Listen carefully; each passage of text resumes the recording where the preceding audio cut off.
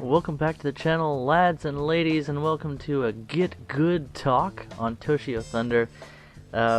Today, I'll tell you about the idea that the early bird may get the worm, but the second mouse gets the cheese. So this talk is called Be the Second Mouse. What do I mean by that? Well, I'm demonstrating something of that idea in the video footage that I'm sharing with you guys today. This is the G55S at a very comfortable place in the War Thunder meta, but the idea behind what I'm trying to teach you guys today is the most reliable strategy that I've found, and that is to stay near your team but not in the front, and to be the second person to engage a given enemy. A few things you need to keep in mind when you're using this strategy is one, you need to be near your team, which means you need to select a vehicle that can keep up with the people who are going to be near the front line, or group up with people in a vehicle with similar performance of yours, and that counts for tanks or aircraft.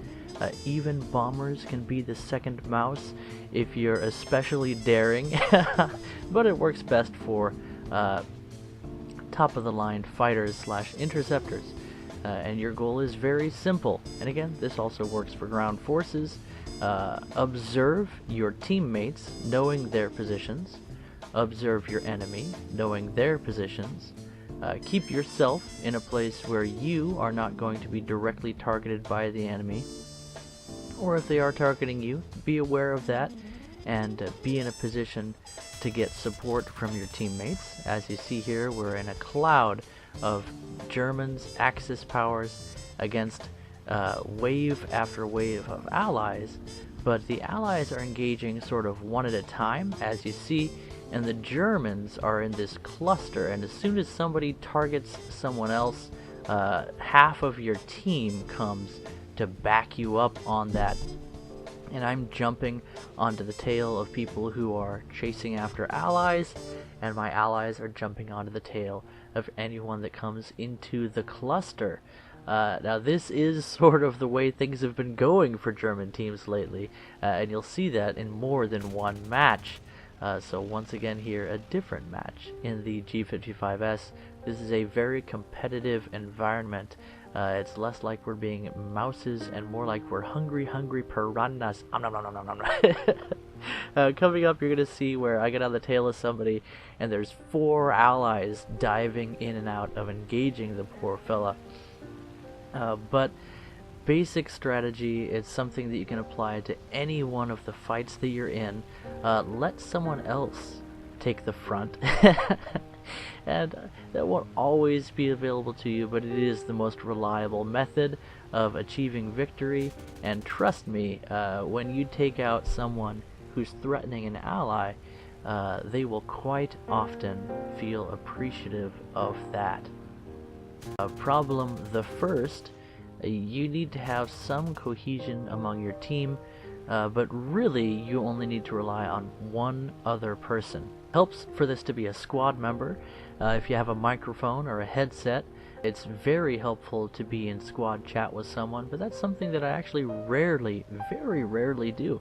Instead, I just watch my teammates, see where they're going, and put myself in a position to back them up. And the main advantage of this is you don't need to be at the same skill level or performance level when it comes to your aircraft's performance, even a tank's performance, because the enemy is very open when he's focusing on something else. Here we are taking down a B-17 who was focused on going for the bombing points, but he decided to fly right through the middle of his team and our team. Not the strongest strategy.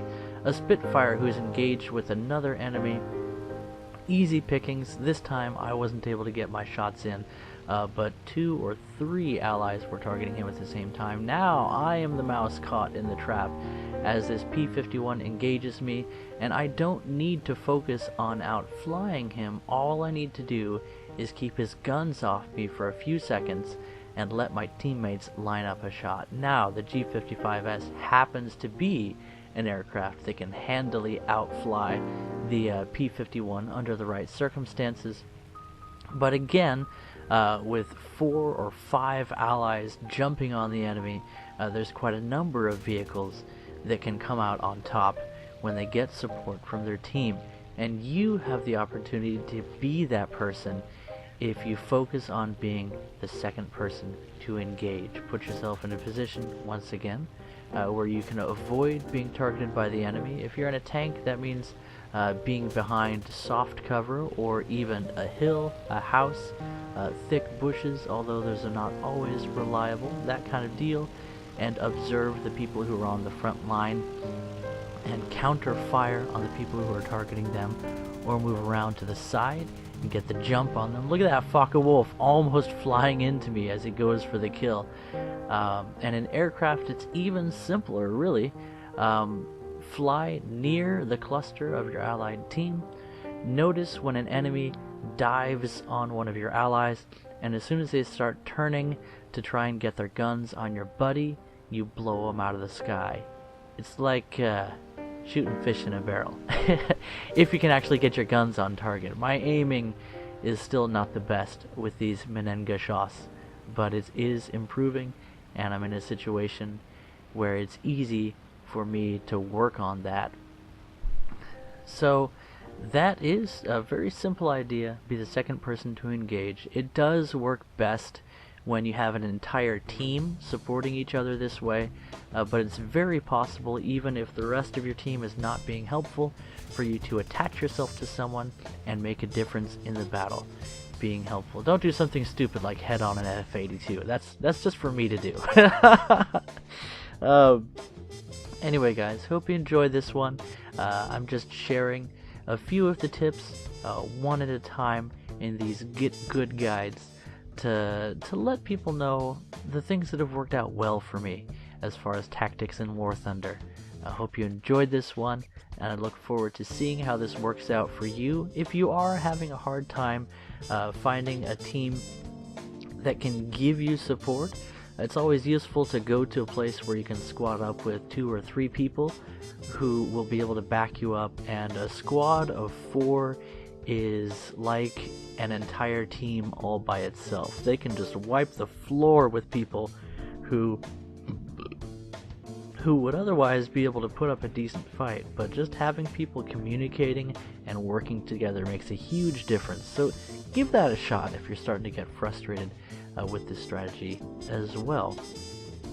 Anyway guys, as I wrap things up here, I continue to work on a project that I'll call YouTuber Deathmatch for now, and I've got some things recorded from some people, and I'm looking forward to building an environment where they fight to the death in War Thunder.